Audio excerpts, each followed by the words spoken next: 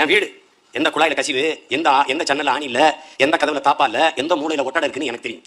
இது என் நாடு. பல ஆயிரம் ஆண்டுகளா நாங்க தப்பிச்சுக்கிட்டு இருந்த அதிகாரத்துக்கு வர்றதுக்கு இது என் கனவு இல்ல. என் பல ஆண்டுகளாக என் முன்னோர்களின் மூதாதையில் தூக்கி சுமந்த வந்த கனவு. பெருந்தலைவர் காமராஜருக்கு பிறகு ஒரு தூய தமிழர் இந்த நிலத்தை ஆளல.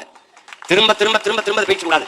என்ன தோன்றீங்க, என்ன தோன்றீங்க? ஏன் வேடா நிதிஷ்குமார்ட்ட கேட்கறாங்க, நிதிஷ்குமார்ட்ட ஏன் இந்த ராம்நாத் கோவிந்த போய் இப்ப குடியரசுத் தலைவர் ஆதரிக்கிறீங்க? அவர் பிகாரியாவே வாழ்ந்துறாரு, என் மண்ணுக்காரா இருக்கிறா, அதனால ஆதரிக்கிறீங்க. அவர் சொல்றது சரியா இருக்கு, நாங்க சொல்ல தவறாயிருதா? ஆயிருதா? காங்கிரஸ் கட்சி என்ன முடிவெடுத்தாலும் எதிர்த்து நிக்க பார்த்தாரு. பிஜேபி குடியரசுத் தலைவர் வேட்பாளர் அறிவிக்கிறதுக்கு முன்பே காங்கிரஸ் அறிவிக்கிறது பிரதிபா பாட்டீல. உடனே பிரதிபா பாட்டீலுக்கு ஆதரவு பார்த்தாரு சொல்றாரு. காரணம் என்ன? மராட்டிய மகள் அவள் குடியரசுத் தலைவராக ஆதரிக்கிறாங்க. அவருக்கு அந்த உணர்வு இருக்கலாம், சீமானுக்கு இருக்கக்கூடாது. பஞ்சாப்ல போய் இந்த நாட்டின் முதல் மிகப்பெரிய தலைவர் முதன்மை அமைச்சர் ஐயா நரேந்திர மோடி பஞ்சாபில் அரவிந்த் கெஜ்ரிவால் ஜெயித்திருவார் போல இருக்குது. அரவிந்த் கெஜ்ரிவாலுக்கு எதிராக பேசுறதுக்காக அவர் பேசுறாரு. தேர்தல் பரப்பில் என்ன சார்? பஞ்சாப்